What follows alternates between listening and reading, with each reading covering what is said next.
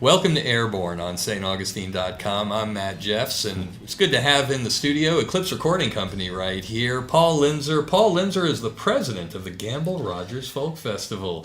The long-suffering president. I'm sorry, Paul. How are you, sir? How you doing today? I am alive. I'm doing fine. The Gamble Rogers Folk Festival is an institution. What year are we in now? 15. We're in year number 15, and I think an institution is... But an institution, it's a fair term. Mm-hmm. It's an institution that seems to continue to evolve and rob me of all the hair I have in my head. You're going to blame it on that, huh? I got to blame it. I can't be my genes. I've heard, you belong in an institution, but that's a whole nother show. So, first of all, Paul Linzer, you don't only do this for a living.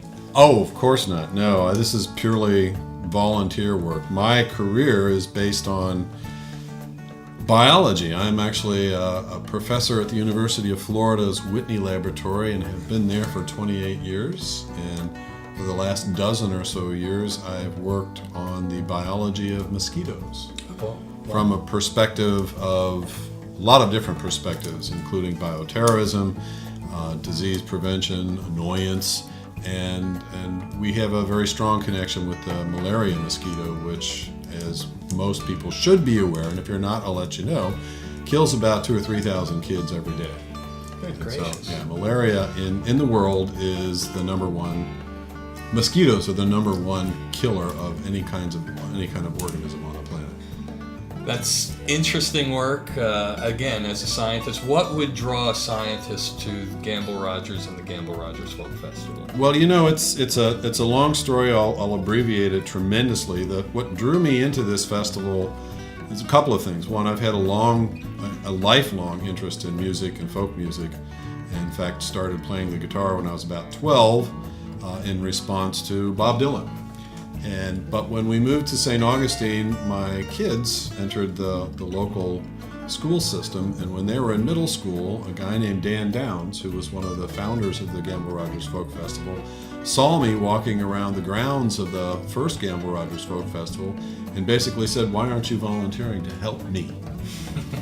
And since then, I was almost immediately went from being a schlep, which is what I wanted to do. You can imagine having a career as a research scientist is sometimes a fairly heady job, that having the opportunity to be a nail nailer and a screw screwer and a plank lifter was really refreshing in the summer, and I would take vacation time to participate in the festival. Well, about 2 years into my volunteer status, I was elected the treasurer, which I have been ever since. And about 4 or 5 years ago, Dan Downs retired from the festival, and I took over as the president of the not-for-profit organization. So the Gamble Rogers Folk Festival is, in fact, a 501c3.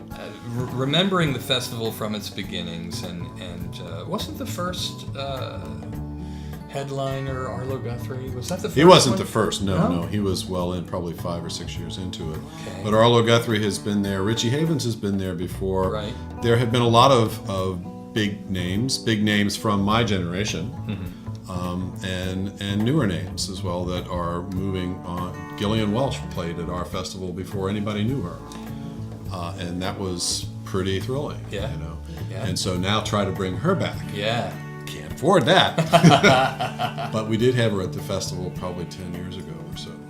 New and exciting things happening this year, different than before. Tell us a little bit about that and its relevance, because I think it has something to say with.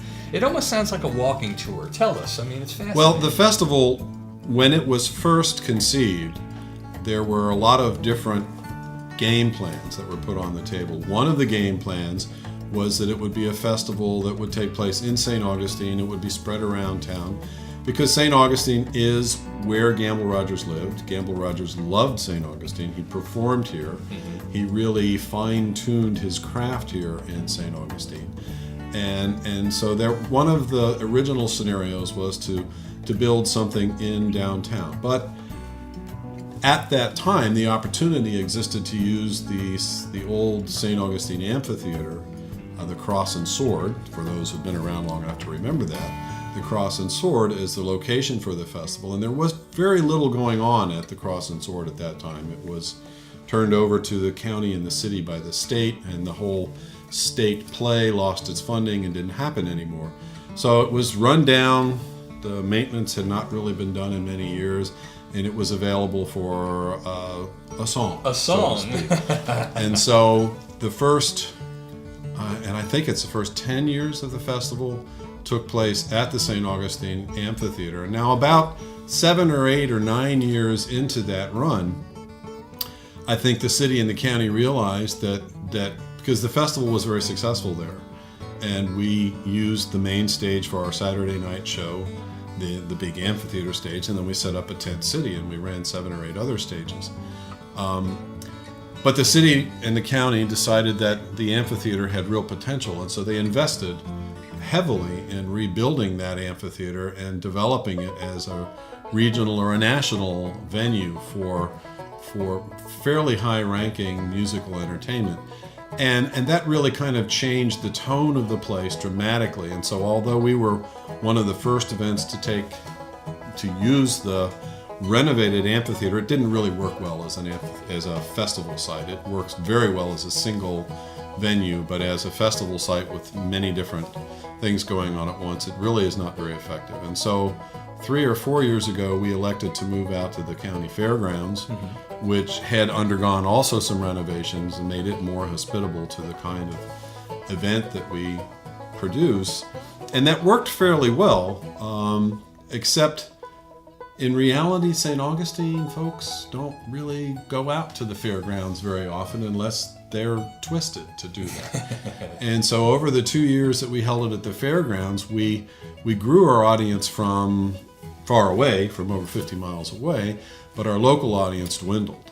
And so the original idea, one of the early ideas of having it in downtown St. Augustine emerged again, and we debated the possibility for several months and interacted with our board of directors, some of the trustees that we have, and folks that we communicate with on a regular basis.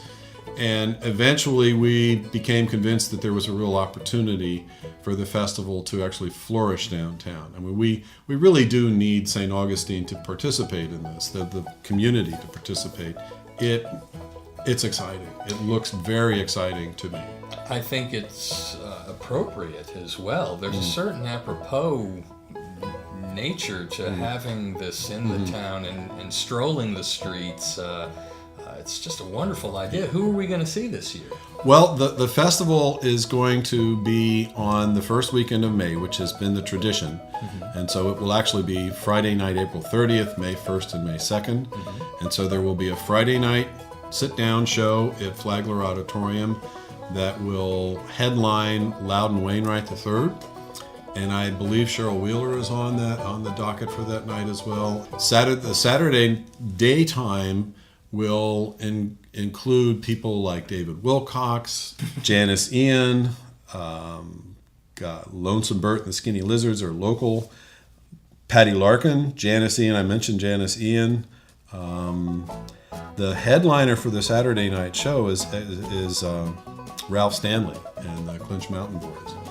And so what we're actually doing Saturday night, during the day Saturday, there will be 8 stages operating around town, and there are a number of different locations. The Government House is one. Actually, the Trade Winds is a stage. The Art Association is a stage. There are 3 stages that will be in property owned by the city in the Old Spanish Quarter. The Milltop will be a stage. And that website? Oh, the website, right. The website is www.GambleRogersFest.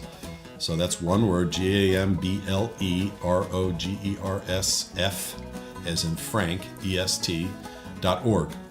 And so that all of this information that I've been spewing is on that website and more. Thank you so much. You're Paul very Linzer, welcome. Really appreciate it. President of the Gamble Rogers Folk Festival. Thank you, Matt. Those dates again.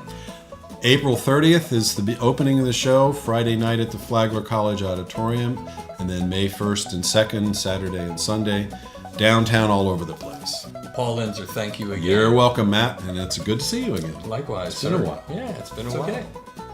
You've been Airborne with Matt Jeffs on staugustine.com, bringing interesting people from your world so you can stay dialed into your community and the folks who make it tick. See you next time, everybody.